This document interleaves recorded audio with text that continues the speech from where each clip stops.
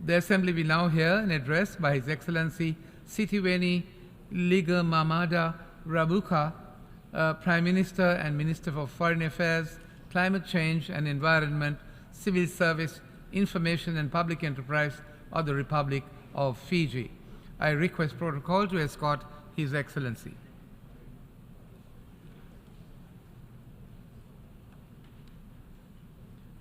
I have great pleasure in welcoming His Excellency Sitiveni Ligamamada Rabuka, Prime Minister and Minister for Foreign Affairs, Climate Change and Environment, Civil Service, Information and Public Enterprise of the Republic of Fiji. I invite him to address the Assembly.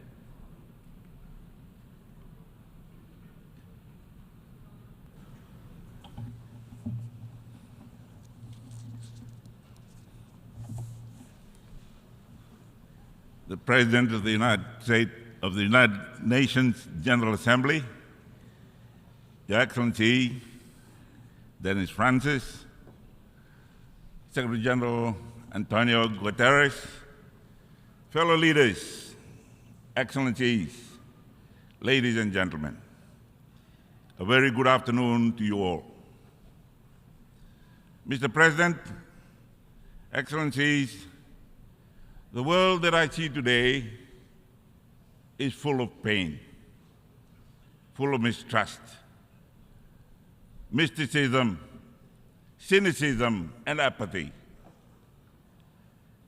There are interconnected, complex crises that have been created by our own self-centered ambitions. Growing geopolitical rivalry is contributing to escalating tensions around the world.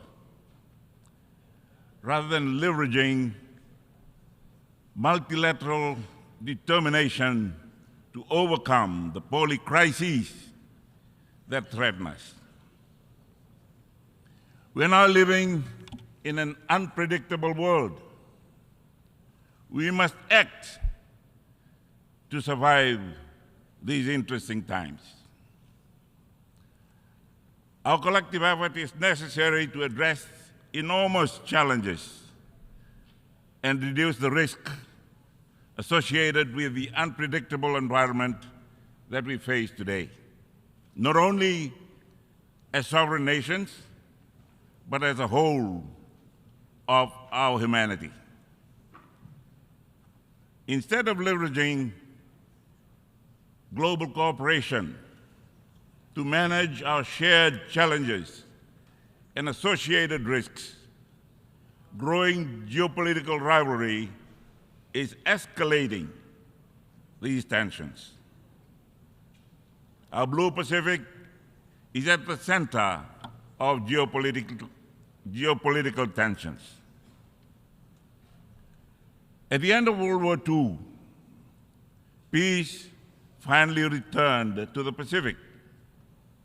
But today, we are facing renewed geopolitical competition with a similar but very complex buildup.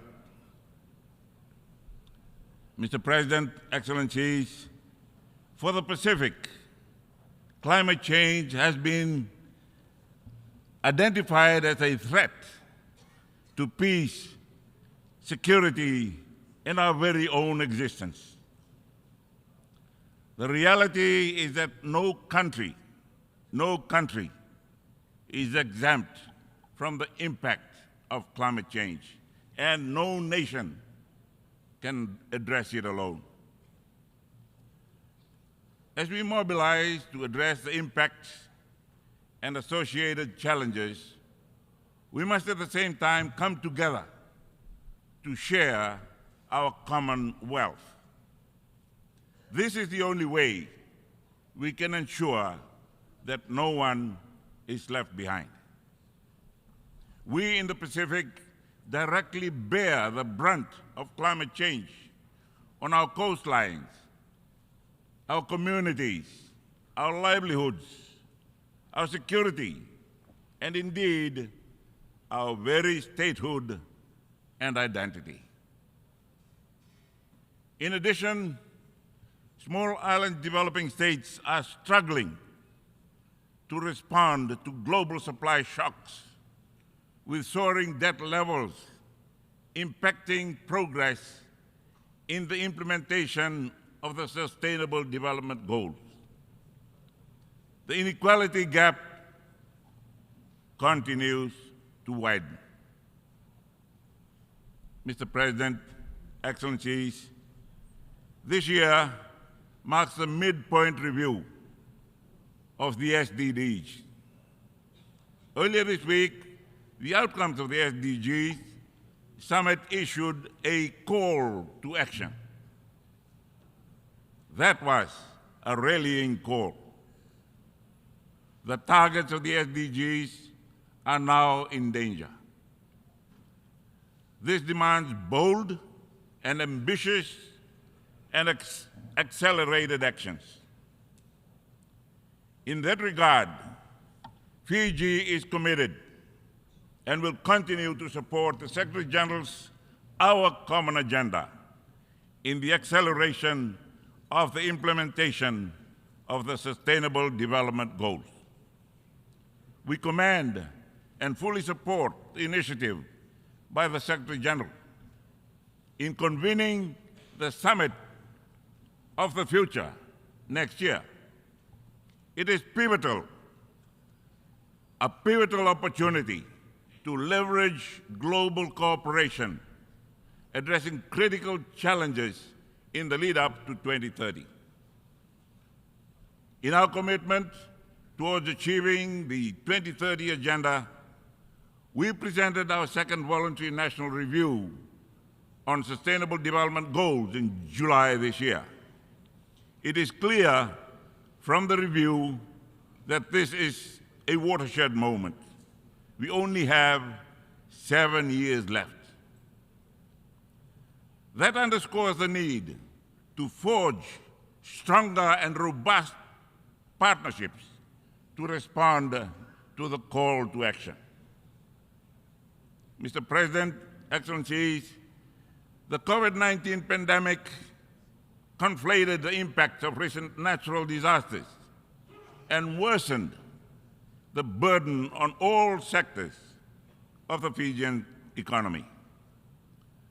We experienced a significant economic downturn as tourism, the backbone of our economy, came to a virtual standstill. Our economy is now on the recovery path led by the tourism sector, which has rebounded to pre-pandemic levels. Mr. President and Excellencies, our challenges are interconnected. They must be addressed by integrated responses through effective multilateralism. International cooperation and solidarity are essential to protect our collective interests through targeted engagement. Peace and security are fundamental for sustainable development. Fiji will continue to uphold global peace and security, as we have done for the last 4.5 decades. I'm proud to be standing here, having commanded 2 of our peacekeeping battalions. Currently, our peacekeepers are participating in 6 United Nations missions, contributing to the search for peace. We are committed to the Secretary General's new agenda for peace, which outlines a vision for multilateral efforts based on international law for a world in transition. This new agenda for peace echoes and is consistent with the bold declaration on regional security issued by Pacific Forum leaders, which declared the Pacific to be a region of peace. This concept of peace is the premise for our future. I believe it is time that we must consider the Pacific as a zone of peace. We have had discussions on this concept at the regional level, and I am convinced that this will be the Blue Pacific's contribution to world order, the zone of peace. Mr. President, Excellencies, the Blue Pacific is the world's largest ocean. It is also an important carbon sink. Therefore, it is important for humanity that it must be protected and sustainably managed.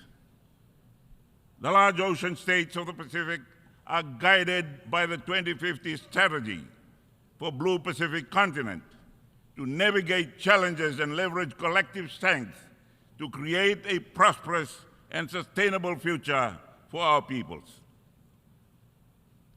Mr. President and Excellencies, this year marks the 75th anniversary of the Universal Declaration of Human Rights and my 75th year of life. We are committed to our obligation to implement human rights covenants and conventions emanating from that Universal Declaration. I'm also pleased to confirm that the government that I lead is committed to implementing the United Nations Declaration on the Rights of Indigenous Peoples, UNDRIP, and ILO Convention 169 on the rights of tribal and indigenous peoples. We join the international community to affirm the implementation of indigenous peoples' rights and aspirations. Mr. President, Excellencies, the Climate Ambition Summit earlier this week called for enhanced commitment for climate action. We must commit not only to reduce emissions, but also support vulnerable communities and foster climate resilience. We look forward to COP28, in particular the finalization of the Loss and Damage Fund modalities. We remain hopeful that the pledges towards the 100 billion climate finance goal will be met this year. Climate finance is inaccessible, in particular for small island developing states. Therefore, there is an urgent need for reform of the global financial architecture if future targets are to be met. Fiji welcomes the announcement by President Biden earlier this week for his commitment to contribute $11 billion a year to international climate finance to help lower-income countries implement their climate goals. I also commend the United States leadership in the reform of the World Bank, which is geared towards helping low and middle-income countries to access finance. Mr. President and Excellencies, whilst the midterm review of the Sendai Framework for Disaster Risk Reduction 2015-2030 recognized some progress in implementation, there is room for improvement in the pace of implementation. In Fiji, we continue to strengthen our disaster risk reduction approach through building resilient infrastructure, strengthening early warning systems, enhancing community preparedness, improving disaster response capacities, and promoting ecosystem-based approaches. Fiji will continue to deploy humanitarian and disaster relief and rehabilitation to its neighboring countries, including for bushfires, severe tropical cyclones, earthquakes, and tsunami. We are also undertaking climate mobility adaptation strategies. As of today, we have relocated 6 coastal communities out of the 42 communities that have been identified for urgent resettlement and relocation. Mr. President, Excellencies, as a party to the UN Convention on the Law of the Sea, Fiji continues to recognize the significance of ocean conservation and the sustainable use and management. Earlier this week, I joined other leaders in signing the Treaty on Biodiversity Beyond National Jurisdictions, BB&J Treaty, with the intention to ratify as soon as practicable. I'm pleased to report that Fiji will ratify the World Trade Organization Agreement on Fisheries Subsidies after endorsement by the Fiji Parliament last week. To combat plastic pollution, Fiji is actively engaged in negotiations for the new treaty. We urge countries to finalize the treaty by 2024, before it is too late. Mr. President, Excellencies, for small island developing states, the triple burden of non-communicable diseases, mental health, and the climate emergency are straining the health infrastructure and resources. Health financing, infrastructure, supply chain management for medicines, consumables and medical equipment, and workforce retention and deployment and development are critical for Fiji and other small island developing states. The WHO SIDS Voluntary Health Fund established this year will address the technical capacity building needs of SIDS. We encourage development partners to contribute to that fund. Fiji also supports an overarching WHO accord for pandemic prevention, which is currently being negotiated. Equity must be at the center of our global health responses. Mr. President, Excellencies, we welcome the progress made thus far on Multidimensional Vulnerability Index, MVI, to support access to credit through concessional financing and debt relief. Achieving the 2030 Agenda will require a new framework for development finance institutions that is responsive to and relevant in addressing the needs of small island developing states. Mr. President, Excellencies, leaders, the people of Fiji, on whose behalf I address this August Assembly, have given me the responsibility to lead our large ocean state. I cannot fail them. We need genuine and durable partnerships that ensure our collective security, that ensure we facilitate economic prosperity, ensure that we safeguard our resources. It is time to tell it as it is. It is time to be bold and to be blunt, to do what is necessary for our very survival. We want a future where global solidarity and the collective well-being of humanity is the ultimate objective. In the midst of the multifaceted crises that threaten our very own existence, it becomes vital to uncover our resolve and the untapped reserves of courage and resilience within our innermost selves. We all hold the power to be a catalyst for the change that we need. I believe that together we can. Thank you very much.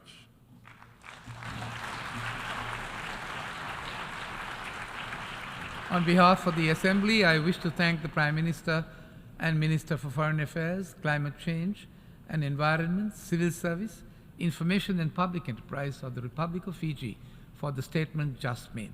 And I request protocol to escort His Excellency.